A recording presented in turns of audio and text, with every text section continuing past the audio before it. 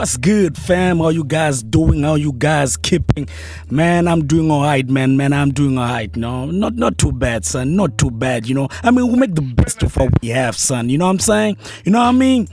Yeah, man. So today, man, we're all too familiar with the Winky D's latest offering, son. That's the Eureka album. You know, it had so many collaborations. It was such a smash hit, man, in Zimbabwe and also in Africa. Man, everybody and all the critics had great things to talk about the album, son. You know what I mean? And today we've got one of the producers of that album, or on that album rather, shedding some light on the production process of some of the songs on that album, you know what I mean, or at least his contribution to the album, you know what I mean. So that's none other than Jusa Dementor, who's I would say fairly an internationally acclaimed producer based in the UK of Zimbabwean origin, son. So let's hear what he has to say about the production process, of at least his take on the album, or rather his contribution to the masterpiece Eureka Winky D album, son. Let's hear what he has to say. My name is Bless. Thank you guys for watching. Remember, smash the subscribe button, smash the like button. It helps promote the channel, son. Anyway, without further ado, let's enjoy the video. Thank you for watching, and I'm out. It's an emotional, inspirational, and yet thought-provoking track. Yeah, I started working with Winky D like over 20 years ago. I think we both come from a reggae dancehall sound system background, and reggae dancehall music has always been like a mouthpiece in society. So Dzimba Dzemabwe was so easy for us to put together because the vision is something that's been with us for the past 20 years in terms of talking about anything that affects society in a negative way, speaking out on behalf of the voiceless. Yeah, I first met Shingai also over 10 years ago. She's somebody who represents Zimbabwe to the core, represents Africanness to the core, and having some smash big records internationally.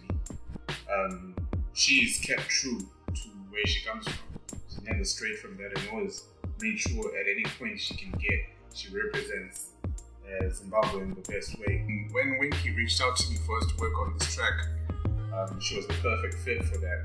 You know, what we have today is a result of those two powerful individuals who love to represent Zimbabweans in its purity, coming together to create this beautiful piece.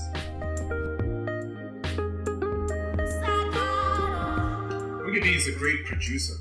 A lot of people don't understand that a producer can sometimes be the person who doesn't even play an instrument, but has the vision and has the idea to bring certain elements together to create something. That's the main core job of a producer, is to be able to understand what needs to be done for an idea to come out in a certain way. And Winky D did exactly that here. I managed to get myself to create the canvas, me or Skid and Kelvin, the canvas, or the blank page. And him and Shingai were able to then paint on that page. And we have the masterpiece that is Dzimba Dzemabwe today. That ability to produce also comes with being able to relate to the people you're working with in the best way. So you should be able to articulate and say your vision in a few words. Make sure everyone who's involved understands. And I think when I look at some of the comments today, after the track has been released, a lot of people agree that this is an emotional, but at the same time inspirational track that they can dance to. So there's three elements that were included there.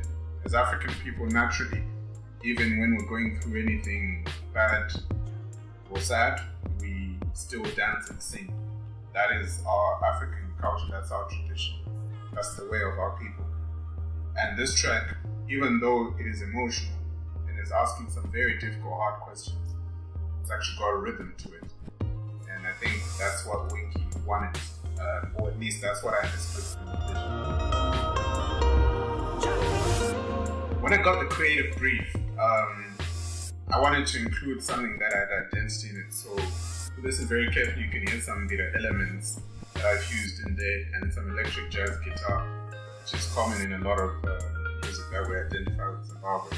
I've had the pleasure of working with Wallace Chirimuko from Major Lazer, And one thing Major Lazer does really well is being able to fuse different genres, included some EDM elements, electronic dance music elements, and some orchestral elements, which really help bring out the emotion in the track. In Journey, I think we have a total of about 4 or 5 different versions that we did before we got to the end point, including some guitars from Calvin and some beautiful additional production and engineering as well. So a massive team effort to bring out this work of art.